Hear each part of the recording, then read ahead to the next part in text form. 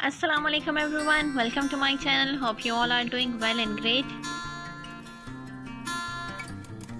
Yes guys, this is our lecture number 8 of the science factor book 4.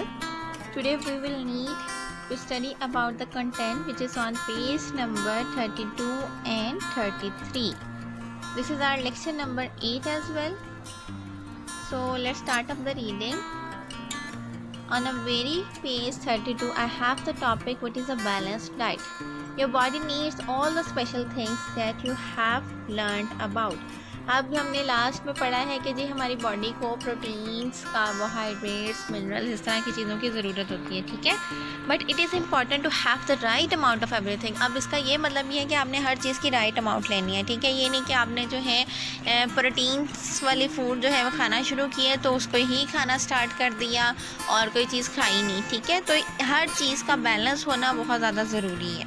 Having too much of one of them and not eat enough of other is not healthy. अगर आप एक चीज़ बहुत ज़्यादा proteins खा रहे हो, carbohydrates की amount ले नहीं रहे, आप प्रोटीन खाते जा रहे हो, विटामिन्स नहीं ले रहे, या विटामिन्स लेते जा रहे हो तो आपके और फैट्स नहीं ले रहे हो, तो इस तरह ये क्या होगा, ये आपकी डाइट डिस्टर्ब हो जाएगी.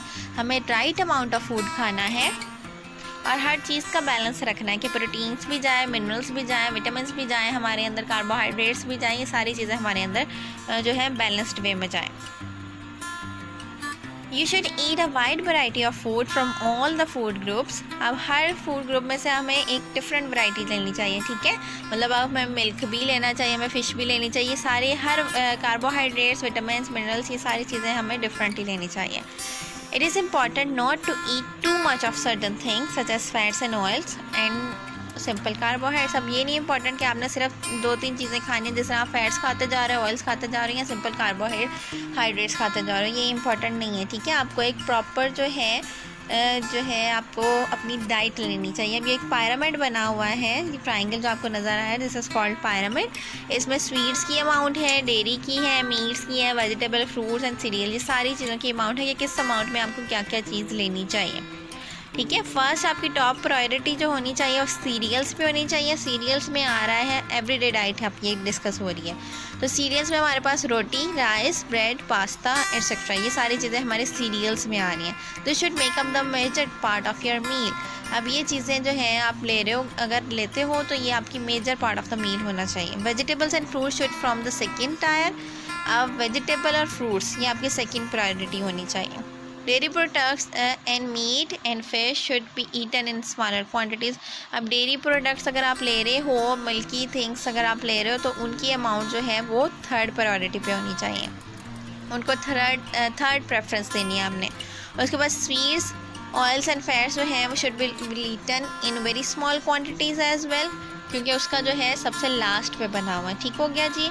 Now moving on to the section 4.2 and the topic is good hygiene. Good कहते हैं अच्छी, एंड हाइजीन साफ़ सुथराई, जो हमारा साफ़ सुथरा रहना है उसको बोलते हैं सफाई को. Eating the right food is just one part of being healthy. अगर हम ठीक अमाउंट खा रहे हैं, फूड की राइट अमाउंट खा रहे हैं या ठीक खाना खा रहे हैं, तो ये भी वन पार्ट है हेल्दी रहने का, तंदुरुस्त रहने का. Another part is good hygiene. और सेकेंड थिंग है कि आप गुड हाइजीन रखो, अपनी जो है अपने आप को साफ़ सुथरा रखें, ठीक है. Hygiene is about keeping clean. Hygiene का मतलब क्या होता है, खुद को साफ़ सुथरा रखना, कीपिंग क्लीन रखना.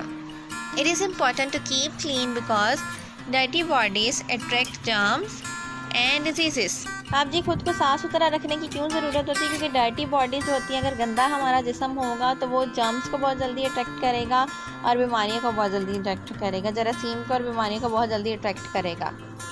So clean body is a healthy body. अगर आपकी बॉडी साफ़ है, इट्स मीन वो तंदुरुस्त बॉडी है. Here are some things that you should make sure you do.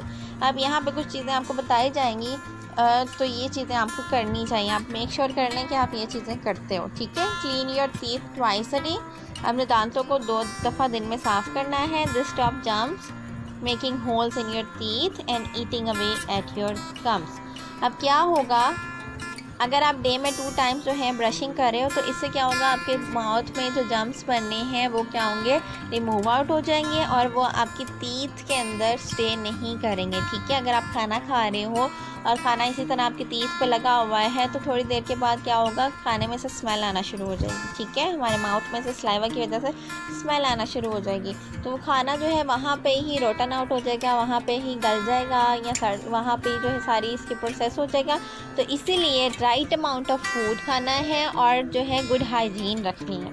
Wash your body every day, अपनी बॉडी को वॉश करना है on the daily basis.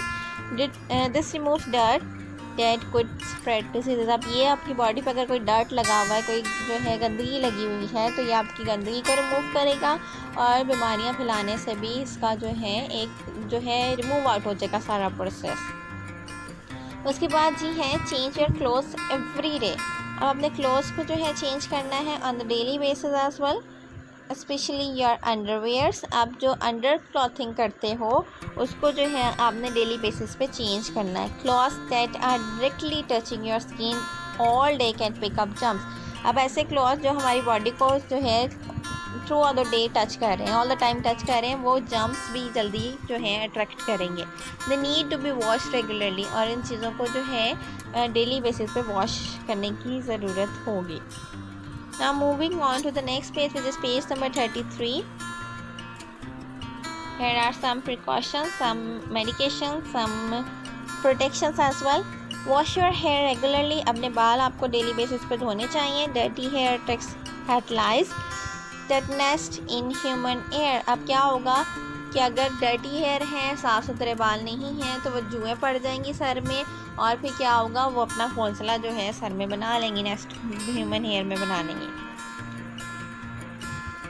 Treat cuts and braces when you get them. अब अगर आपको cut लग जाता है या कोई भी जो है आपको वाउंड लग जाता है तो उसको ट्रीट ठीक से करना चाहिए। ये नहीं कि आपने ज़ख़म लगा है तो ज़ख़म को आपने खुला छोड़ दिया तो उसके ऊपर भी जो है वो क्या होगा, जरासीम का फैलने का जो है वो एक वे बन जाएगा।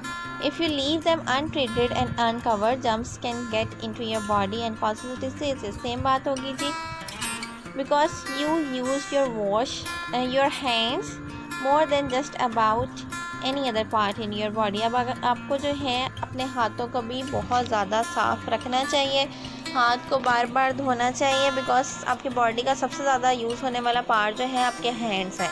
तो हैंड्स को जो है वो ऑल द टाइम वॉश करते रहें, थ्रू आउट वॉश करते रहें। थोड़ी थोड़ी देर बाद अपने हैंड को वॉश करें। कोई भी एक्टिविटी आपने परफॉर्म की है with your hand, then you need to wash your hand after that. Okay, they are great carriers of germs. अब हैंड जो है हमारी बॉडी में ऐसा पार्ट है जिस पर जम्स बहुत जल्दी अट्रैक्ट होते हैं। So make sure that you wash your hands before eating. खाने से पहले हाथ धोएं।